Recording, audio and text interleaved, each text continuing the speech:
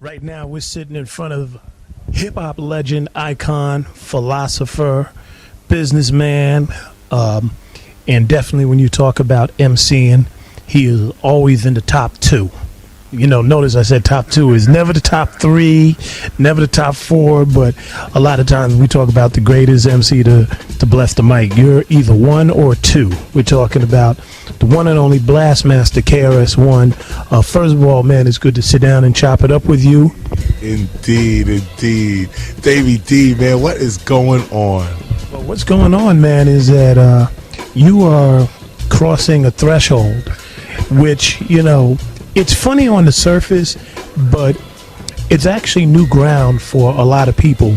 And there's a whole slew of people that came out of your school, you know, that 85, 86, 87, that are now going to be celebrating their 40th birthday, entering into that age bracket that when we were younger, we'd go, man, there was some old guy up at the station. He must have been like 40 years old, you know. Yeah, that guy, man, he looks like he's 40. And now, you know, it's going to be people like yourself, the Big Daddy Kanes, the Biz Marquis, the Chuck D's have already passed there, and on and on and on. A lot of legends are now hitting 40 in a medium that is celebrating its 32nd, 33rd birthday, talking about hip-hop. And I guess, to me, it makes me want to ask, first of all, how does it feel to be around so long, and what does one do now when you finally hit the threshold that seems so far away, which we used to talk about, like it's those people in their 40s, and now you're there. And now you're there. You know, it was just the other day I was on the train riding back and forth from the World Trade Center all the way to Queens, actually, 179th Street in Queens, on the E train, back and forth, up and down. It was just yesterday. This is 1985. It's 2005. And I just say, you know, time flies when you're having fun. Time flies anyway, and the more technology we get in life, the faster time is going to appear to fly as well. And so I tell you, when you ask what does it feel like, you know, what does it feel like to be in your future and be victorious in your future, be at peace in your future, you know, have prosperity in your future? That is a good feeling. It really is. And on my 40th birthday, which is just around the corner, I can't even front, man. I can't seem to wipe this silly smirk off my face. Yeah, and he does have a smirk, but you know, maybe it's because people might not understand why he got a smirk, but in 1985, when you were riding back and forth from the World Trade Center on the E-Train, that was because KRS-One had no home. You were homeless.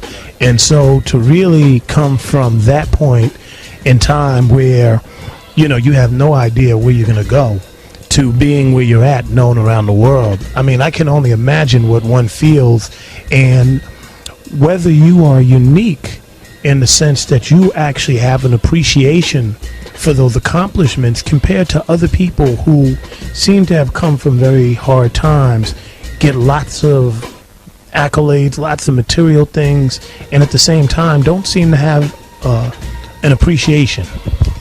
Well, you know, everyone is allowed to govern and treat and examine their lives in the way that they feel they should.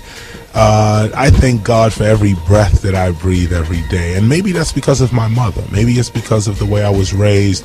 Whatever it is, but the point remains is that when I was young, from very young, I always just, you know, appreciated what I had and, you know, who I was, even though we were poor. This is just what it was, and maybe I am unique in that sense. I mean, okay, in that sense, but I did meet a lot of people who, I'll put it this way, there used to be a time when a lot of people shared the view that I share today. It's just those people in the 70s and 80s, it was difficult for them to survive. Many of them were killed, some went to jail, others joined the army, others even joined the mainstream through college, did that thing. Listening to us right now, some of y'all nodding your head going, yeah. You know, some of us just grew up and had children. Others of us tried to stick it out in this thing called hip hop in particular. And this is where I bring this conversation right to here, because when you say uniqueness, the only thing I would think that is unique about KRS-One is the fact that I like to act on my visions.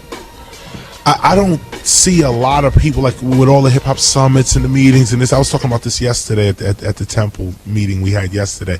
All the talking at this and that, but no one's actually doing anything. No one's actually going anywhere. No one's actually setting an agenda. Like, here's what we're gonna, and let's achieve this agenda by next Monday. No one's like going in that direction. And the reason I bring that out is because there is a lack of appreciation for what you got. And you could talk all day, all night, and whatever about how you down with this or that, or you even appreciate your art. But the truth is obvious and blatant in your face. Most recording artists, rap artists in particular, if you say to them, tell me the climate of 1995. Just tell me the climate of your art, your culture, your life in 1995.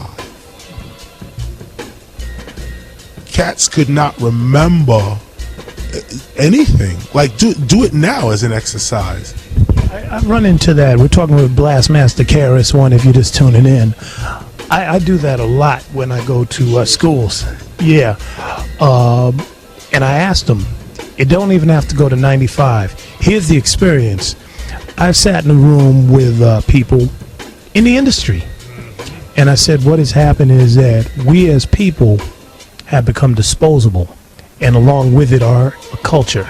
This thing called hip-hop has been commodified, and it's become made that it's interchangeable with whatever medium decides to present it.